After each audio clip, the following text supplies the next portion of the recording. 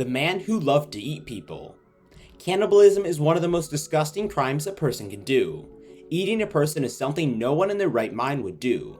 However, what if I would tell you that there was a person who murdered 17 men by eating them alive for over 13 years, from the years 1978 to 1991? Want to know more about this person? Well, in this video we'll talk about the serial killer Jeffrey Dahmer.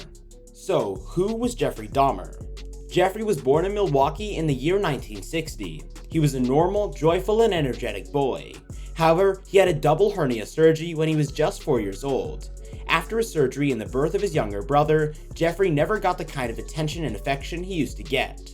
Also, his family used to move frequently, which made him a tense and friendless introvert. He started to hate people. When he was 14, he started discovering murder and necrophilia. For those who don't know, necrophilia is a mental state where the patient wants to have sex with dead bodies.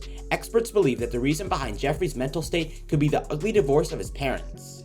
Before Jeffrey's first murder, he became an alcohol addict. He couldn't continue his studies and dropped out of Ohio State University after just one quarter term. His father, who remarried after his divorce, asked Jeffrey to join the army as it would help him become a better man. Dahmer was enlisted in December 1978 and was soon sent to Germany. Despite being in the army, Jeffrey couldn't get rid of his drinking problems. He would always get into trouble, which is why he was discharged from the army. With every failure, Jeffrey became more miserable and dangerous. The German authorities also suspected he might be one of the people responsible for the murders that were going on in the country. After getting discharged, Dahmer returned to Ohio. However, after getting arrested for breaking the code of conduct, Dahmer's father sent him to live with his grandmother. But his drinking problems continued and he became more unstable and violent. He again got arrested in the summer for indecent exposure. In 1986, he got arrested again. Now, let's talk about the gruesome murders he committed. During these years when he had drinking problems, Jeffrey committed 17 murders. Most of the victims were African Americans, which showed that Jeffrey was also racist and a white supremacist. His victims belonged to gay bars, malls, and bus stops. He was also homophobic and had an urge to kill every gay person that came in front of him. He would lure his victims with sex or money. Then he would make them drink drug-infused alcohol. Once they weren't conscious, Jeffrey would strangle his victims to death. He would then have sex with the dead bodies. Lastly, he rips apart and disposes every part of their body, keeping the skull and genitals as souvenirs. Creepy. Jeffrey was so obsessed with murdering and having sex with dead bodies that he would take pictures to process and relive the experience later on. Dahmer committed his first murder in 1978 when he was in high school. He picked up Stephen Hicks, a hitchhiker, and took him to his parents' house. He got him drunk, and when he tried to leave, he attacked him from behind and strangled him using a barbell.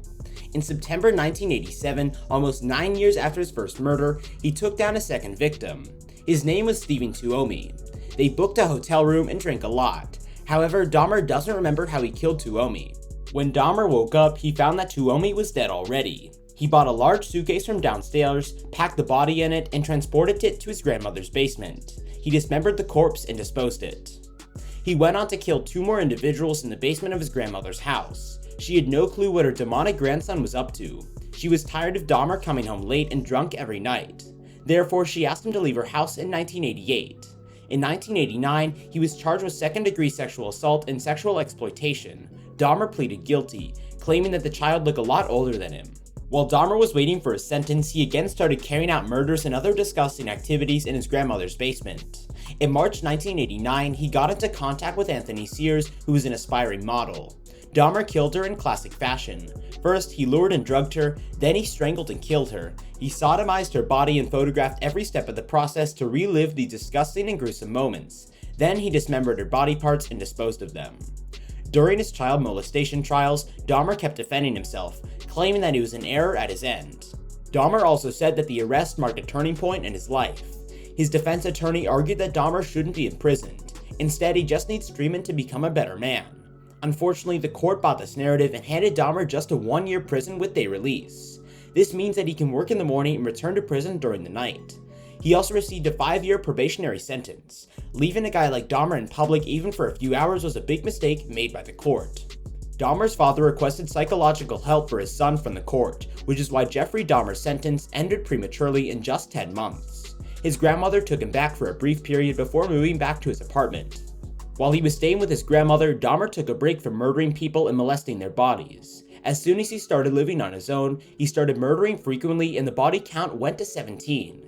He started trying out different ways to murder his victims. He also started to dispose their bodies using chemicals. Now, apart from having sex with the corpses of his victims, he would also eat their flesh. He would also drill into the victims' skulls and fill them with muriatic acid. On May 27, 1991, Dahmer's neighbor reported to the police that a naked Asian boy was running in the street. Dahmer claimed that the boy was his 19-year-old lover. However, in reality, he was a 14-year-old boy, who also happened to be the brother and the boy Jeffrey Dahmer molested 3 years ago. The police escorted the boy and Dahmer home. Once the police left their house, Dahmer killed the boy and carried out his gruesome activities on the body. If the police would have searched his apartment a bit, they would have found the body of Tony Hughes, his 12th victim. Thankfully, the police finally found out about his murder when they found human body parts in his fridge and his disgusting pictures. Unfortunately, before he got arrested on July 22, 1991, he killed 4 more individuals, taking the body count to 17. The court handed over 16 life sentences to Jeffrey. However, he could only serve 3 years of his sentences as he was killed by a fellow prisoner, Christopher Scarfer, in 1994. The story of Jeffrey Dahmer might be disturbing. However, it teaches us to be careful with people we don't know about. We have to stay safe and never lose control in front of harmless-looking monsters like Jeffrey. We hope you found this video pretty insightful. If you want us to keep making more informative videos like this one, please subscribe to our channel. We'll see you soon.